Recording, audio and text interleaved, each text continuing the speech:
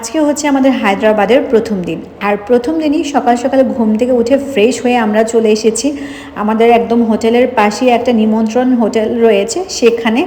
তো এখানে সবার প্রথমে হচ্ছে আমরা অর্ডার করেছিলাম রুটি প্লাস হচ্ছে সবজি, আর আমি অর্ডার করেছিলাম লুচি প্লাস হচ্ছে সবজি।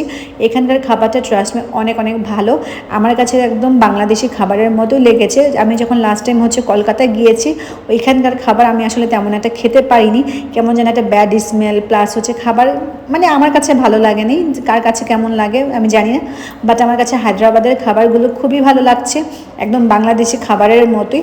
সো আমাদের হচ্ছে তাড়াতাড়ি করে হচ্ছে খাবারটা ফিনিশ করতে হবে, যেহেতু হচ্ছে আমাদের আজকেই হচ্ছে ডাক্তারের সাথে অ্যাপয়েন্টমেন্ট রয়েছে সকাল 10টার দিকে।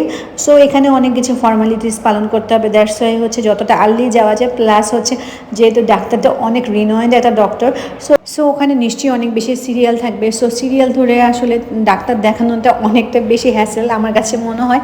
তার জন্য হচ্ছে আমরা আর্লি মর্নিংয়ে বের হয়ে গিয়েছি যাতে করে আমাদের সিরিয়ালের কোনো ঝামেলায় না পড়তে হয়। আমরা সবার প্রথমেই যখন ডিসিশন নিয়েছিলাম যে আমরা হায়দ্রাবাদের এই হসপিটালটাতেই আসবো, তখন মনের মধ্যে একটু একটু ভয় কাজ করছিল যে কলকাতাতে যখন আমরা গিয়েছিলাম তখন কিন্তু সবাই হচ্ছে বাংলা কথা বুঝতো, বাট এখানকার হায়দ্রাবাদ যেহেতু তেলেঙ্গাতে পড়েছে, সো তেলেঙ্গার ভাষাটা কিন্তু টোটালি ডিফারেন্ট হিন্দি ভাষার থেকেও। সো এখানে আসলে হচ্ছে আমরা বাঙালি পাবো কি না বা কথা বলার কোনো আসলে আমাদের হচ্ছে হ্যাসেল বা হচ্ছে কোনো সমস্যার মধ্যে পড়তে হবে কি না, এটা নিয়ে কিন্তু আমি খুব বেশি স্ট্রেসফুল ছিলাম। বাট ট্রাস্ট মি এখানে আসার পর আমার কাছে খুব ভালো লাগছে। মোটামুটি এখানকার অনেকেই হচ্ছে বাংলা ভাষায় কথা বলতে পারে। প্লাস হচ্ছে আমরা যে হোটেলটাতে উঠেছি উনিও হচ্ছে মুসলিম, প্লাস হচ্ছে উনি টোটালি হচ্ছে বাংলা ভাষায় কথা বলতে পারে। সো এটা কিন্তু আমার কাছে খুব ভালো লাগছে। যেখানেই যাই না কেন নিজের দেশের একটা পরিচিত মানুষ পেলে বা নিজের ভাষার কোনো মানুষ পেলে সেই জায়গাটাতে কিন্তু খুব ভালো লাগার একটা অনুভূতি কাজ করে। যাই হোক, এখানে হচ্ছে আমরা হসপিটালের কাজ সব কিছু কমপ্লিট করে আমরা লাঞ্চের জন্য চলে এসেছিলাম সেই নিমন্ত্রণ হোটেলেই। এইটা বলতে পারো আমাদের প্রতিদিনের একটা কমন একটা হোটেল হয়ে গিয়েছে, কারণ এই হোটেলের খাবারগুলো যেহেতু অনেক বেশি ভালো সেহেতু আমরা বারবার এখানেই আসি, যেহেতু এটা আমাদের একদম হোটেলের সাথেই। যাই হোক, তারপর খাবার দাবার কমপ্লিট করার পর আবার আমরা হসপিটালে গিয়েছিলাম, হসপিটালের কাজ কমপ্লিট করে দেন চলে গিয়েছিলাম একটু বাজারে।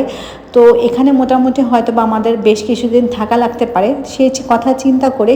তাছাড়াও যেহেতু আম্মু হচ্ছে বাইরের খাবার খেতে পারবে না তোমরা সবাই জানো, সেহেতু আমি সবসময় চেষ্টা করি বাসায় ওনার জন্য আলাদা করে খাবার রান্না করার জন্য। তো এখানে এসেও চিন্তা করেছি যে আমি যদি প্রতিদিন হচ্ছে আমাকে হোটেলে খাওয়াই, তো এটার কথা চিন্তা করেই হচ্ছে আমরা বাসার জন্য টুকটাক জিনিসপত্র কিনছিলাম।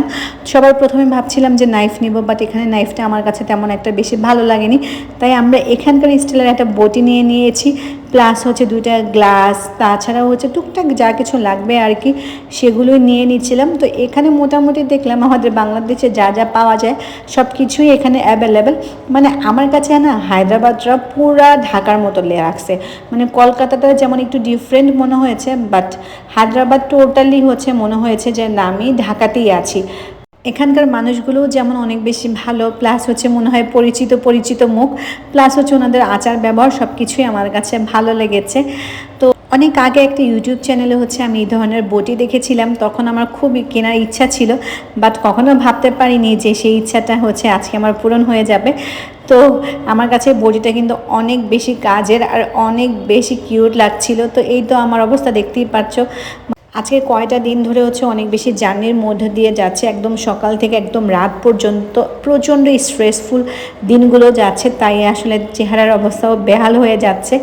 তো আমি কিন্তু ভেবেছিলাম ঢাকা থেকে আসার সময় টুকটাক হচ্ছে রান্নাবান্না করার জন্য যা যা লাগবে তা সব কিছু নিয়ে আসবো, বাট আমার আম্মুর জন্য আর হচ্ছে রাহাতের জন্য আনতে পারিনি।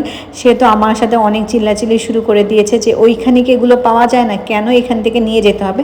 তারপরেও ওদের কথা হচ্ছে অমান্য করে আমি হলুদ গুঁড়ো, মরিচ গুঁড়ো, লবণ, তারপরে হচ্ছে ধনিয়া গুঁড়ো এগুলো নিয়ে এসেছিলাম। ভেবেছিলাম এগুলো যদি থাকে তাহলে হচ্ছে আমি ওখান থেকে কাঁচা বাজারটা করে নেব। হসপিটালের কাজ শেষ করার পর যেহেতু হচ্ছে আমাদের কাছে অনেকটা সময় ছিল, সেহেতু আমার মিস্টার দেখতেই পাচ্ছেন একদম চুজ করে করে নিজে প্রতিটা জিনিস হচ্ছে দেখে দেখে হচ্ছে কিনছে। মানে ও হচ্ছে শপিং করতে গেলে যে কোনো জিনিসই হোক না প্রচণ্ড হচ্ছে চুজি, এবং দেখে শুনে বেছে সবসময় হচ্ছে বেস্টটা নেওয়ার ট্রাই করে। সো এখানে মোটামুটি আমরা এখানে নিয়ে নিয়েছিলাম টমেটো, সিম, তারপরে পেঁয়াজ, ধনে পাতা, কাঁচামরিচ, মানে টুকটাক যা কিছু লাগে সব কিছুই নিয়ে নিয়েছিলাম।